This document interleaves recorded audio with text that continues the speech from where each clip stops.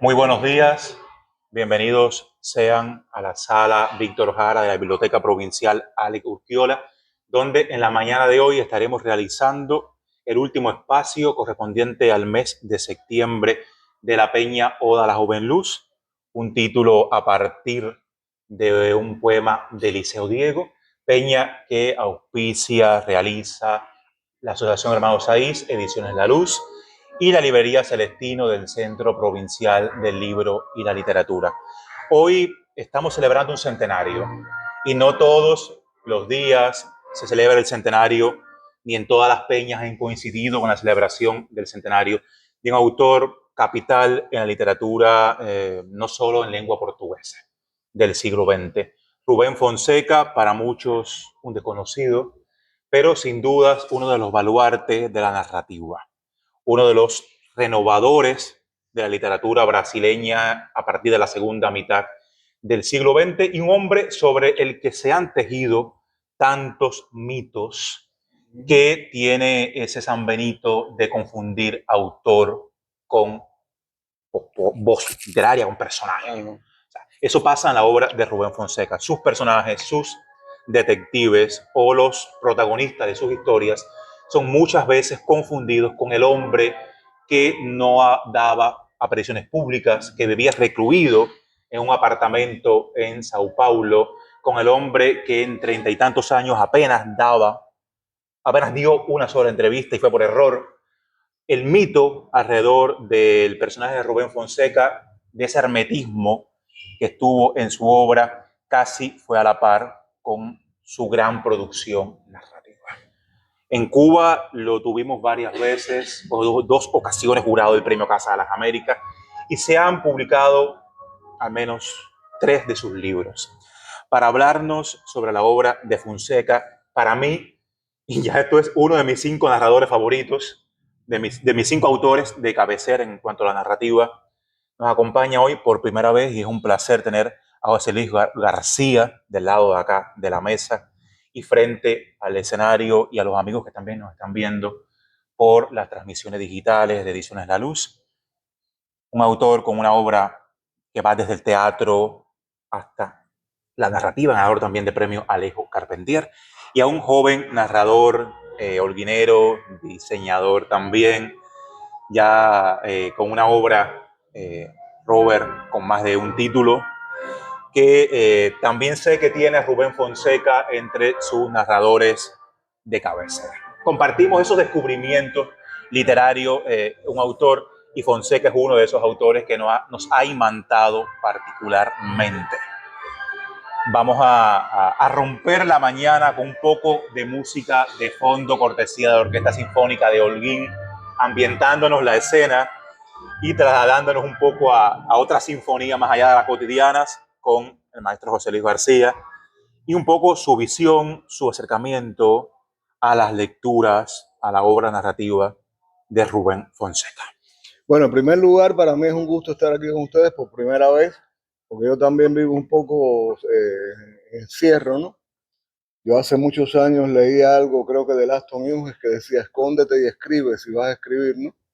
Y realmente uno elige esa manera de... Bueno, creo que es algo muy cercano a Fonseca también. Bueno, esto, en primer lugar, agradecer a la Luz y al HS, pero sobre todo a la Luz, porque yo sí estoy al tanto de las noticias y veo que está muy viva la editorial y organiza muchas actividades, además de publicar libros, y es muy estable. Quiero felicitar a Luis, a quien conozco desde que era un niño prácticamente, por toda la energía que ha puesto en esto y cómo ha logrado crear un mecanismo misterioso, porque en este tiempo, con los presupuestos tan bajos, es difícil rodearse de personas capaces de hacer cosas, ¿no? Por salarios ínfimos, y sin embargo ha logrado darle una existencia, una preponderancia a las cosas de la Luz que me parece formidable y además ejemplar a nivel de país, ¿no? Por otra parte, estar aquí en la sala Víctor Jara, que ha sido la biblioteca para nosotros, para la generación mía de escritores, es decir, para Lourdes, Manuel, los más viejos, ¿no? Alex Papagayo, Fifi, toda esa gente, la biblioteca era el centro, era la meca, ¿no? de toda la vida cultural, de toda la vida literaria nuestra. Y esta sala particularmente era un lugar de reuniones para nosotros, de descargas, al margen de que por aquí pasaron varias veces Bola de Nieve, Esther Borja, Luis Carbonell, se hacían muchas actividades aquí y nada, es un placerazo estar acá. Rubén Fonseca, querían decir algo interesante, pero Rubén Fonseca eligió esa forma de, o sea, si él no es conocido como es conocido, por ejemplo, Hemingway, es porque él eligió esa forma soterrada de vivir y de escribir por elección. Al punto de que, como pincelada, les digo que el escritor más interesante en lengua inglesa de los últimos, pongan ustedes, después de la generación perdida, que es Thomas Pynchon, que no es amigo de nadie, era amigo de Fonseca. Era amigo de Fonseca. Y Pynchon era el rey de eso. O sea, las editoriales, para conseguir una foto de Pynchon y ponerla en la solapa de un libro, tenían que, bueno, a veces publicaban fotos de cuando era Boy Scout. O sea, porque era imposible localizarlo. Y sin embargo, parece que entre él y Rubén, por este lío de las afinidades, ¿no? Se trazó esa comunicación arcana y se hicieron grandes amigos, cosa que amistad que mantuvieron hasta el final. En 1986, en el verano, Norberto Fuentes y yo presentamos a Rubén Fonseca en Obispo y Bernaza con una de sus publicaciones cubanas. Rubén Fonseca era una persona, esto para que tengan una idea más o menos, de esas personas que envejecen temprano, ¿no? Ese año Rubén Fonseca no era, él había nacido en el 25, creo. No era un anciano, pero ya aparentaba tener más edad de la que realmente tenía, porque era un hombre que se había dedicado mucho a leer, que se había dedicado mucho a las investigaciones criminales, a los litigios en los tribunales, por una serie de cosas que les voy a mencionar, y había envejecido y lo llevaba con mucha dignidad. Tenía una colección de pullovers negros, porque cada vez que lo vi allí, después cuando lo vi en casa, lo vi por acá y por allá, siempre andaba vestido igual. Y tomaba constantemente, igual que Paco Ignacio, cola, la cola que fuera.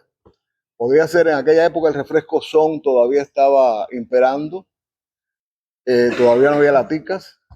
Y a Rubén había, la gente que lo atendía tenía que tenerle cerca cola, y entre la cola y los cigarros, Rubén, pues nada, ahí estaba. La historia de su literatura es prácticamente la historia de su vida. Él fue de niño un lector empedernido y después eligió el mundo de la policía, a saber por qué, en un lugar tan problemático como Río de Janeiro. En la academia de policía, como era un muchacho muy inteligente, él habría destacado en cualquier cosa, pero bueno, le tocó, eligió la academia de policía, sacó expediente de oro, hizo un máster en psicología, todas estas cosas, y empezó a destacarse en términos de investigación criminal.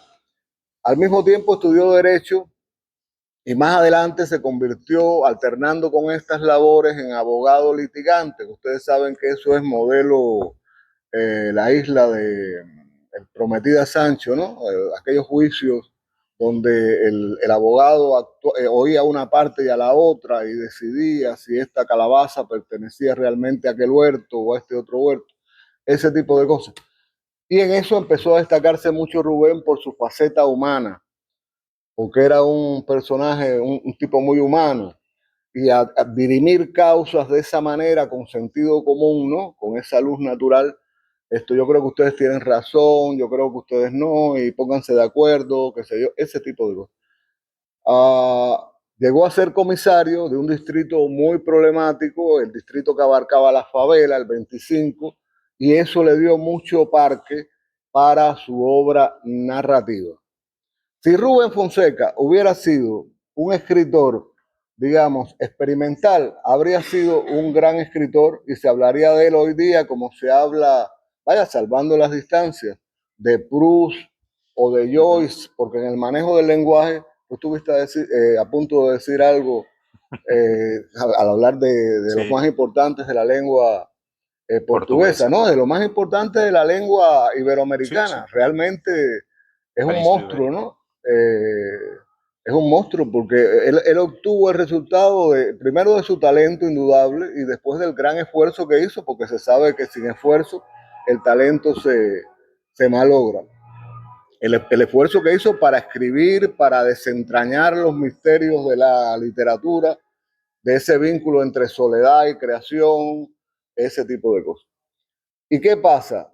Que a veces yo he pensado, cuando pienso en Rubén, en el hecho de lo que llegó a hacer con toda la información a la que él tenía acceso, la información policial de los variopintos crímenes y situaciones embarazosas que se daban en la sociedad y que de algún modo él reflejó en parte, ¿no? Aquí y allá en su literatura, y lo que habría sido de él si no hubiera elegido ese orden de cosas o de problemas, ese orden de problemas, y se hubiera dedicado a una literatura más expansiva, como el mismo Pynchon, por ejemplo, su amigo, que es más, digamos, más experimental, más cosmopolita. Pero bueno, él eligió también los archivos. En todo esto él encontró un detalle, un caso, una situación que le permitió concebir a una serie de personajes emblemáticos de la literatura policial en nuestro idioma. En primer lugar, a Mandrake, que no es un alter ego de él, pero es un policía muy interesante porque es como un homenaje a todos los investigadores habidos, ¿no? Desde los de Chandler, pasando por Hammett, por Kane, un hombre amoral, un hombre que para quien vale todo. Que se debate entre dos amores, casi siempre. No, o más de dos. Tremendo. Y eso, bueno, le da mucho más colorido, mucha más fuerza al personaje de Mandrake. Con una úlcera que tiene que estar tomando leche constantemente. Efectivamente. Pero así todo no deja de beber y todas esas cosas. Y eligió ese mundo de los archivos. Claro, en todo eso hay una cosa que tal vez es lo más interesante que puedo decir de Rubén Fonseca esta mañana. Y es que Rubén Fonseca, y lo ratificó allí en la actividad de obispo, y está en toda su obra patente como una medalla en el cuello, fue siempre un creador obsesionado con la idea de que tenía que contar algo. Cualquiera puede decirme, no, pero todos los que escriben pretenden contar algo. No. Yo puedo decir categóricamente que Proust, que es un dios, y lo es para mí, por supuesto, no pretendía contar nada. Proust pretendía regodearse en la existencia humana, regodearse. Él no tenía que contar, no había un conflicto, bueno, por decirlo convencionalmente, un planteamiento, una exposición, el clásico nudo, el clásico de la estructura dramatúrgica aristotélica tradicional. No. Y si van a Joyce, que es otro monstruo que yo adoro, tampoco. En una de las mejores novelas que ustedes pueden leer, que es Los Muertos de Joyce, hasta el último párrafo, él no encuentra algo realmente que contar. Pero toda la novela es encantadora. Toda la novela acá a la izquierda es encantadora. En el último párrafo él descubre que el hecho de que una esposa recuerde a un novio muerto le sirve como leitmotiv para darle correa a todo el asunto. Pero eso es un descubrimiento de última hora. Toda la belleza, toda la literatura estaba acá. Estoy diciendo esto para poner a salvo a los escritores que no cuentan precisamente algo. Pero Rubén Fonseca estaba obsesionado con la idea, y yo creo que tenía razón, porque me lo demuestran todas estas cosas que pasan hoy día con toda la civilización, que una telenovela con un guión infame sigue cautivando masivamente a la gente, que todavía la gente lee El cartero llama dos veces con una fruición tremenda. O sea, todo esto me demuestra que ese mecanismo, yo como público, como lector, que quiero que me cuenten algo, sigue funcionando. Desde La noche de los tiempos hasta nuestros días, a pesar de toda la civilización, la velocidad, la dinámica que y la angustia en el caso particular de los cubanos, que nos embarga. El hecho de que nos cuenten algo es fundamental. Y Rubén Fonseca estaba obsesionado con esa idea. Tal vez por eso apeló a todos esos archivos, a todos esos casos que de algún modo habían pasado por su mano. No quiere decir que los haya expuesto todos, ni mucho menos. Él eligió, pero de una manera más clara o de una manera menos clara, pero no menos efectiva, en todos sus libros hay presente, en todos sus cuentos, algo que sucedió y algo que tiene que desarrollarse en el tiempo, algo que tiene que tener una exposición, que él la hace muy bien, de una manera tan sobria que a veces resulta ríspida y no te hace recordar solamente el estilo de Hemingway, te hace recordar el estilo de él, que es un estilo todavía más sintético, con oraciones más cortas, de una manera, como decía, ríspida, ¿no? Y a tono con aquella realidad. Así que Rubén Fonseca siempre me pareció, yo recuerdo que en Obispo estaba, tal vez un día podamos compartir con José Abreu, el historiador, que era el único holguinero que estaba allí, y recuerdo que Abreu se impresionó mucho con Rubén, porque era un personaje, como bien tú decías, tú lo confundías si habías leído algún libro de él, lo confundías con un personaje, ¿no? Porque él estaba muy metido en eso, entregado por completo a la literatura con un talento indudable, desgraciadamente no como otros escritores que conocemos, algunos en Tusquets, vaya por hablar de una editorial prestigiosa, que realmente no son artesanos, muy buenos artesanos, pero que no tienen ¿cómo podríamos decir? Ese corazón central, ¿no? Que es el que realmente tiene que ver con toda esta cosa de la creación. Y por último, subrayar que Rubén, por gracia de la providencia o a fuerza de trabajar, de reflexionar, de volver a trabajar y de volver a reflexionar y volver a trabajar, dio con esa clave ideal de la que hablaba John Gardner, que es lograr la suspensión de la incredulidad en el lector cuando se están exponiendo cosas que parecen demasiado inverosímiles o situaciones que parecen realmente sacadas de una escena de ciencia ficción, en términos de violencia sobre todo, pero con mucha maestría, tal vez intuitivamente, tal vez como resultado del esfuerzo que les acabo de decir, él llegó a esa cuota tan importante para un escritor de narrativa, que es suspender esa incredulidad que el lector siempre tiene. Cuando abre un libro y le empiezan a narrar, él dice, pero esto realmente, su subconsciente, esto habrá ocurrido así, no estará exagerando, esto de acá, yo no me lo creo por completo. Pero desde la primera línea, cualquier libro de Rubén Fonseca despierta esa sensación de que todo es real, de que todo efectivamente está contado como sucedió. Por último, como van a continuar hablando de él, esta imagen que publicó Tusquets aquí, en la solapa del libro, es muy fiel, porque es muy bueno tener una idea de la gente, es muy fiel a cómo era él. Incluso esta edición, ¿de qué año es? 2016, me de 2016. 18. Tal vez la foto sea de aquella época, por lo que les decía al principio, pero de todos modos, así era él en 1986 también. Para mí que nació así también. Porque era de esas personas así que parecía a mi abuelo Pepín, por cierto, que yo amaba mucho. Hice esa empatía, ¿no?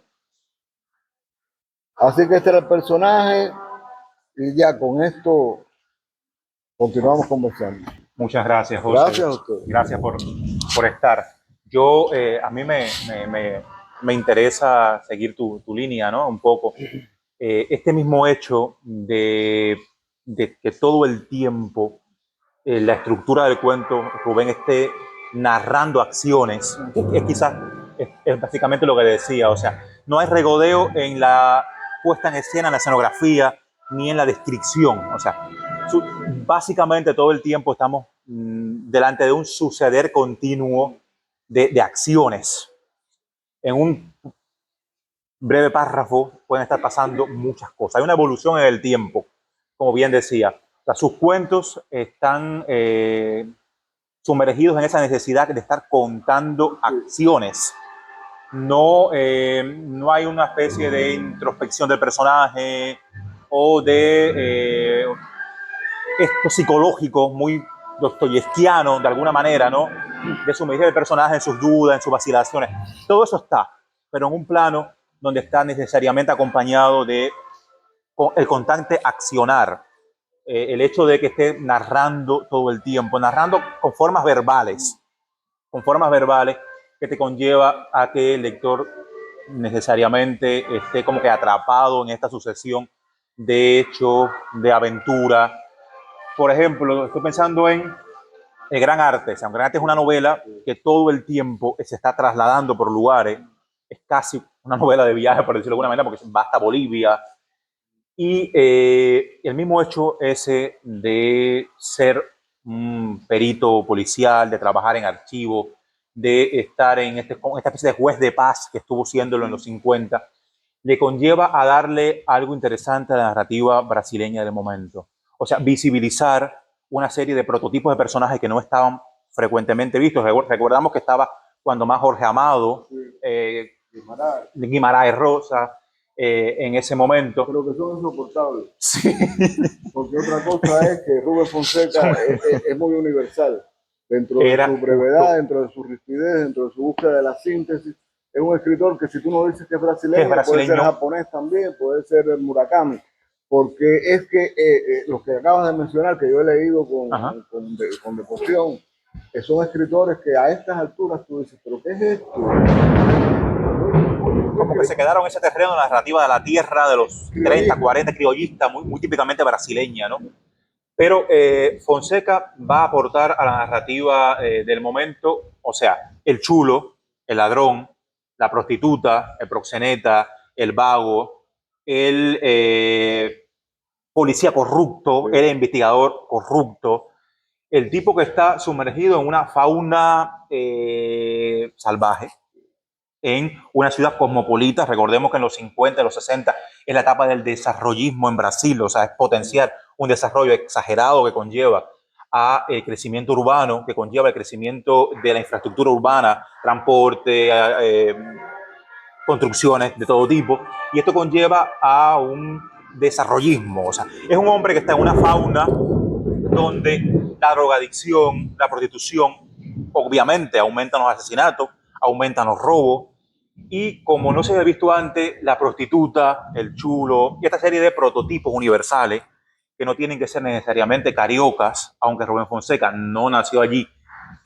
era el carioca por excelencia. O sea, es el tipo que viene a simplificar o a, no sé, a subrayar el alma de la ciudad en ese momento, ¿no? La fachada del Río de los años 60, 70, bueno, 90 y hasta acá, por todo lo que está contando. Y a mí me llama la atención, por ejemplo, y ya Robert va a hablar un poco más del personaje, pero vamos a ir un poco más general. Agosto, que es la que es considerada su novela cumbre, la más traducida, publicada, se mueve entre géneros. O sea, es una novela que tiene de la narrativa histórica, de la clásica novela histórica, pero que se mueve entre el cine negro y el thriller. O sea, se va moviendo a partir del asesinato, del suicidio, mejor dicho, del suicidio de Tulio Vargas, del presidente en el 54, y todos los asesinatos previos. Es una novela política.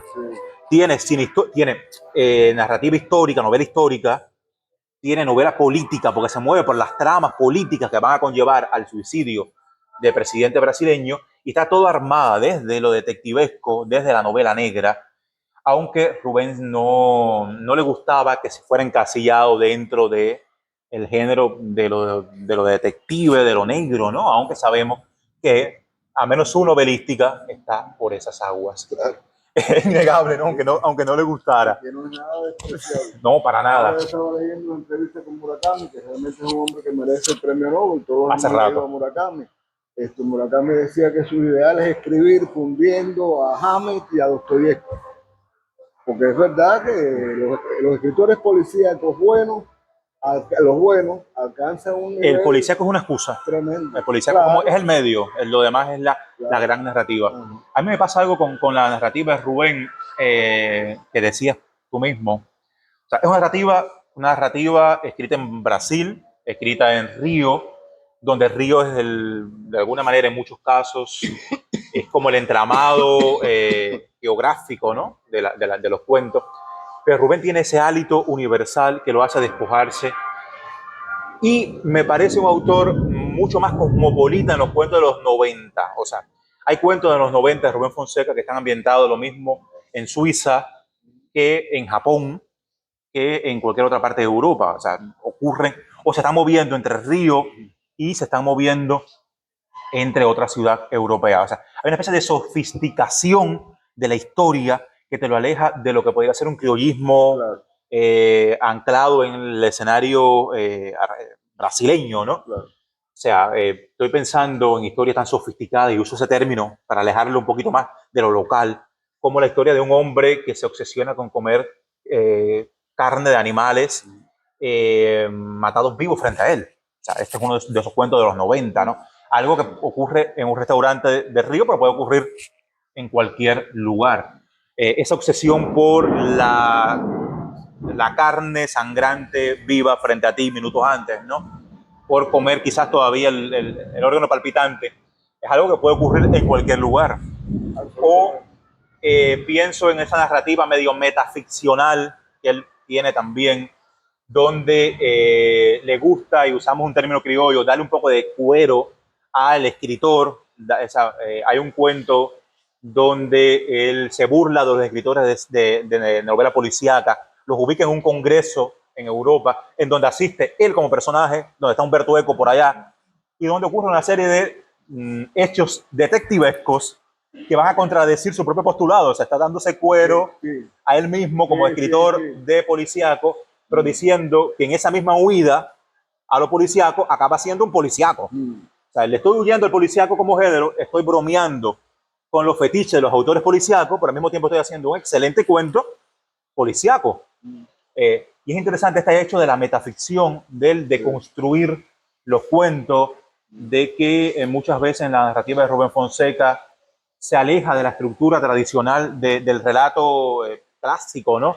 Juega con este sentido. Y es lo que Robert y yo en algún momento hablamos de artefactos narrativos, Robert, de esos artefactos que no son cuentos tradicionales, que tampoco que mezclan desde el relato hasta una serie de elementos de lo más interesante. Vamos a hablar un poquito de Mandrake, de este personaje icónico, de este detective que ha sido llevado tantas veces al cine, Robert, más de una vez, que junto con Matos, su otro detective de agosto, vienen a ser, creo que de los detectives más conocidos de la escena latinoamericana, ¿no? Porque incluso el Mario Conde de Padura es un refrito de Alberto Matos. obvio, es un refrito. Incluso que con los dos tienen úlceras y los dos toman leche, Sí, si mal no sí. recuerdo, ¿no? Sí, tuviste una confusión Sí, ahí ahorita con Matos, sí. con Matos. Pero bueno, hay un refrito muy interesante o influencia, una gran influencia de Rubén Fonseca en la narrativa de Padura, por ejemplo, una gran influencia. Nada, todo tuyo, esta parte ya de... Bueno, ahora que tú comienzas con un poquito de lluvia también de fondo. Lluvia, música, eso está infernal. Ahora que tú comienzas con esto de Padura, ¿no? Yo traje este libro que se llama Variaciones en Negro, Relatos Policiales Iberoamericanos.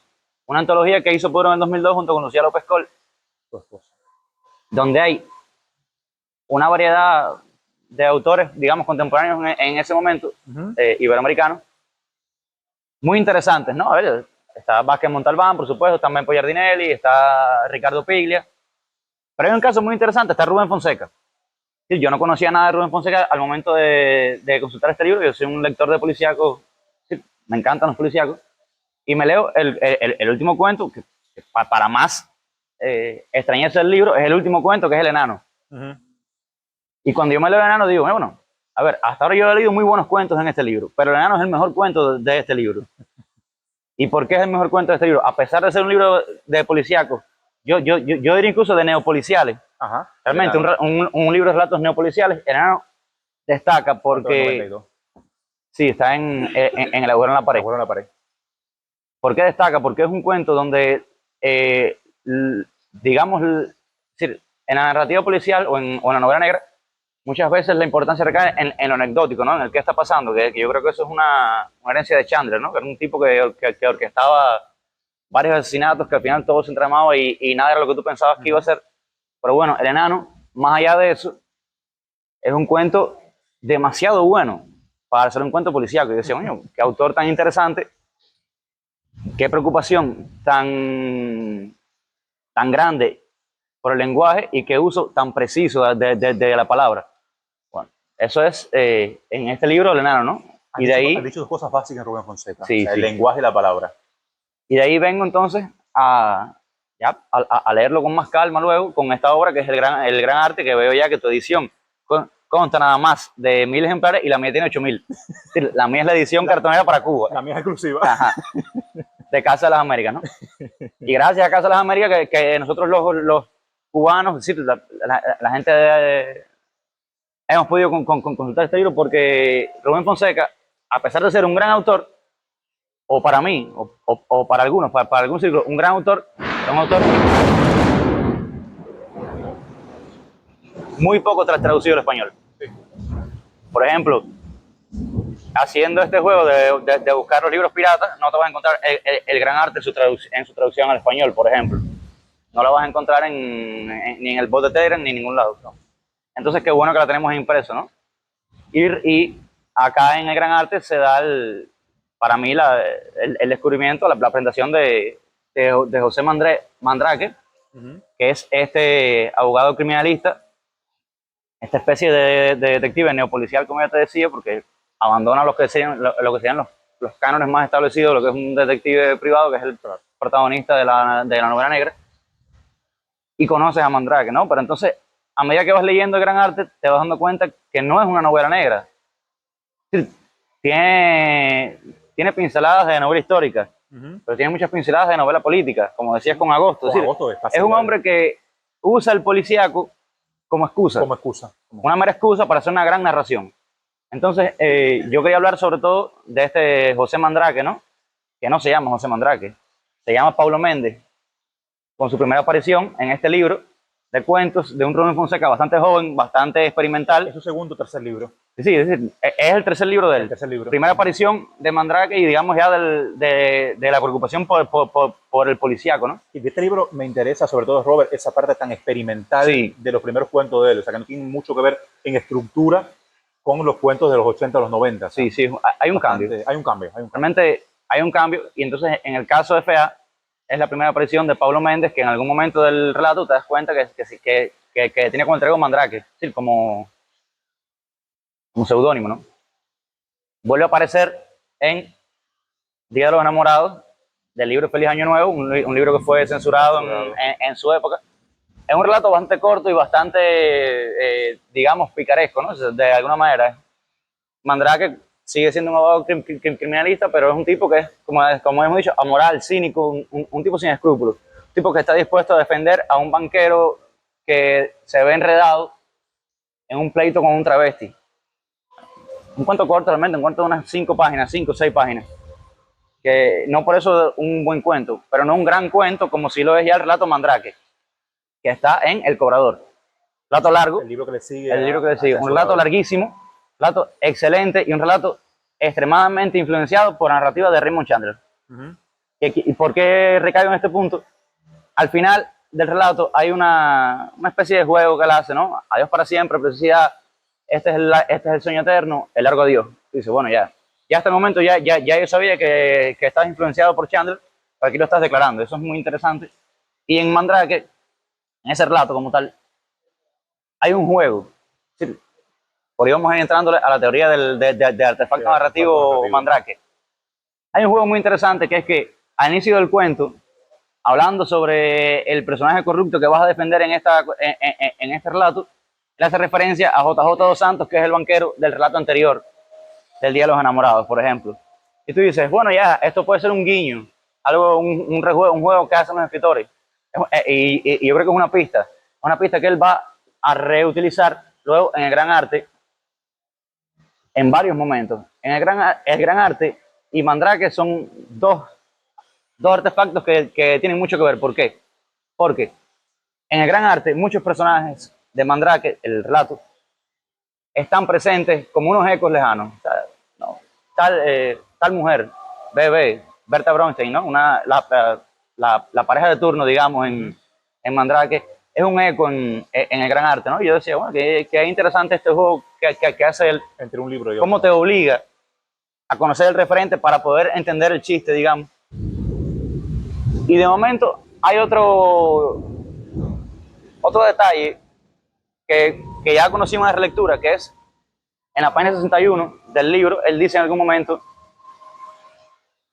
alguna vez fui abogado de un escritor famoso. Y eso pasa, es decir, eso realmente leyendo una novela, eso pasa como sin pena ni gloria, ¿no? Hasta que lees, este es del 83, lees en el 97, del fondo del mundo prostituto, solo me recuerdé para mi cigarro, sí, para mi puro, me parece. Hay varias traducciones. Que es una novela corta, un cuento, un relato largo, no sé, es un artefacto. Es un artefacto Narrativo, no sabemos perteneciente al universo Mandrake, en el cual, es decir, estamos hablando de ya 15 años después, se da ese relato. Es decir, este abogado criminalista Mandrake le toca proteger los intereses de Gustavo Flavio, el famoso escritor, que ya se vio envuelto en otra novela de él, que es Buffy Spallanzani o Pasado Negro. Es decir, ya tú ves cómo él va enlazando su universo, cómo él va creando nodos, que todo se resume en esta novela, y es por lo que yo creo que realmente es su novela capital y no Agosto. Es decir, para mí, una apreciación muy personal. Agosto la más traducida, la más... Sí, Agosto es la más... Agosto es, vamos a decir, es The Wall, y esto es Dark Side of the Moon, en términos de rock. Y bueno, debido a la pésima situación esta de que no se ha traducido mucho, no he podido leer Mandrake, la Biblia y el Bastón, una novela corta publicada en el 2005, donde por fin se cierra ya el ciclo de Mandrake, ¿no? Según tengo entendido, él termina con una mujer, con algunas heridas Pero Fonseca no para ahí. Fonseca en Calibre 22, el cuento propiamente dicho, es un cuento perteneciente al universo Mandrake. Yo diría que incluso perteneciente al universo Mandrake anterior al Gran Arte, ¿no? Es todavía este abogado criminalista joven. Igual, un rato muy chandleriano, muy en esa cuerda de la novela negra, es decir, del relato negro. Y más o menos por ahí sería, yo creo, el mapa criminal y quizás mi interés en esto de José Mandrake, que te deja, por supuesto, grandes interrogantes. Por ejemplo, ¿quién es Fingebaum? Fingebaum es uno de sus... Sí, como todo buen ayudante, claro, como todo buen policía, como todo buen protagonista de una novela negra, tiene que tener un ayudante. Un ayudante que, como ya nos enseñó Hammett, en cualquier momento puede morir, ¿no? Bueno, él tiene a Wexler, que es yo creo que el arquetípico, pero tiene también a Fingebaum, que es un personaje que aparece en un cuento de momento y él lo describe como el hombre más triste del mundo, y en el Gran Arte ya te enteras que el hombre murió, nunca te dice qué pasó, y ese interrogante a mí me encanta, ese velo ahí a mí me encanta como parte narrativa, porque te da la noción de imperfección, ¿no? De algo incompleto dentro de una obra que es fascinante. Y bueno, por ahí yo creo que van mis apreciaciones sobre Fonseca. Esto era muy común también no solo en las novelas, ¿no? Sino que muchos cuentos bebieran de las novelas, o se desprendieran, o de los cuentos acabaran tomando estructura novelística, o sea, situaciones, personajes. Incluso hay algunos cuentos, Robert, de este libro de Lucía McCartney, que es del 60 y algo, donde ya hay planteamiento de personajes que después lo vamos a encontrar en novelas o en cuentos de 40 años después. Sí, o sea, cuentos del 62 acaban siendo concluidos la historia. O sea, la historia tiene un fin, obvio, claro. La historia el cuento se acaba. Sí. Pero el personaje queda vivo. Y 40 años después, Fonseca cogió ese personaje vivo y ha creado un cuento a partir de esa situación que dejó cerrada, pero con posibilidades. O sea, él la cerró. pero siempre quedan posibilidades. Y hace un cuento en el 95, 96, explotando eso que dejó, porque pienso un cuento de un enfermero que está cuidando a un político ya anciano que está postrado, enfermo. Sí, que viene directamente entonces. Exacto. Y ves que está el cuento por acá y que en el 2000 tanto ya hay una historia a partir de ese cuento de ese enfermero que huyó y está en la sierra y todo aquello se va entrelazando. Es un escritor que todo el tiempo se estuvo reinventando. O sea, incluso dicen los críticos que entre más envejecía, que es algo que no siempre ocurre, la narrativa de Fonseca sigue volviendo más vigorosa. O sea, yo creo que la de los 90 e inicio de los 2000 son cuentos muy largos, relatos extensos, aunque pequeñas criaturas, como el propio título del libro, básicamente son cuentos cortos, cuentos pequeños, breves, un poquito más breves, pero los cuentos de los 90 podían tener 15, 20 páginas y eran más sofisticados en cuanto a que el relato era más expansivo, era como una especie de... se trasladaba de lugares, de ciudades, de países, crecía un poco en cuanto a las peripecias que iban contando Fonseca. El mito vino a acompañarlo durante toda su vida. Como yo decía al inicio, esa confusión entre, claro, porque si tu personaje es un abogado criminalista y tú fuiste abogado criminalista, claro, sí. como que hay algo ahí. Hay un homenaje incluso de Bolaño en la literatura nacional en América sobre un escritor carioca que conoce a Rubén Fonseca y cuando lo conoce dice, bueno, ya no era nada, ya no era Rubén Fonseca, ya no era Mandrake, ya no era nadie, era un viejo ya, como él decía.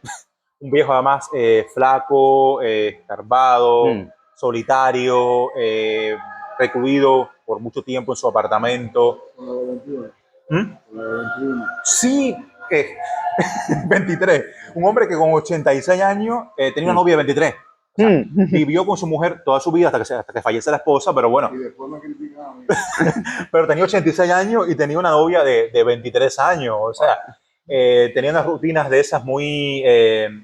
caminar de madrugada por la playa, con su gorra, hincha de algún que otro equipo de fútbol, no asistir a ferias del libro, no iba a recitales, evitaba a lecturas, evitaba la firma de libros, los congresos de literatura policíaca, los homenajes, todo este tipo de situaciones que lo hacen como una especie de subrayan el mito de figura arisca, polémica, aunque después que lo conocían, dicen que Rubén Fonseca era un banquete en cuanto al trato, al hombre que podía hacer chistes, bromear con lo que estaba pasando, pero sí tenía ese mito de personaje seco, físicamente enjuto, un tipo flaco, con su gorra, vestido de negro, que dicen que dio una sola entrevista en el 89, cuando cae el muro de Berlín, lo coge en una calle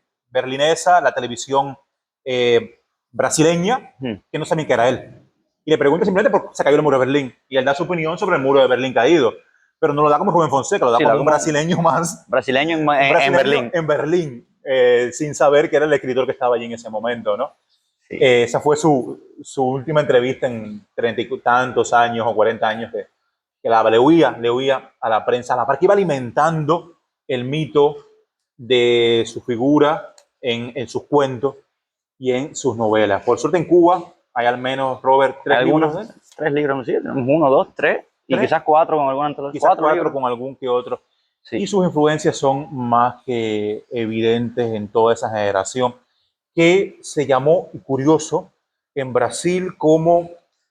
Curioso porque tienen ciertos nexos con lo que después sería esa literatura sucia, como muchos llamaron, se le ha dicho, pero en Brasil se catalogó como literatura grotesca. Cuando vas a ver, es un término muy común con lo sucio, ¿no? Lo grotesco, lo sucio.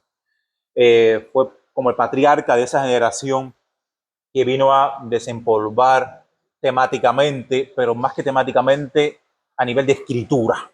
Porque se importan los temas, se importa Mandrake, se importa la continuidad de peripecias que hay en la obra de Rubén Fonseca, que es muy de peripecia, muy de aventura, importa tanto la forma en que lo cuenta. Claro. Yo a veces sigo pensando, no a veces, sigo pensando como que básicamente todo está contado y que el escritor deja su huella en esa especie de cómo contar lo universalmente ya contado desde Homero acá.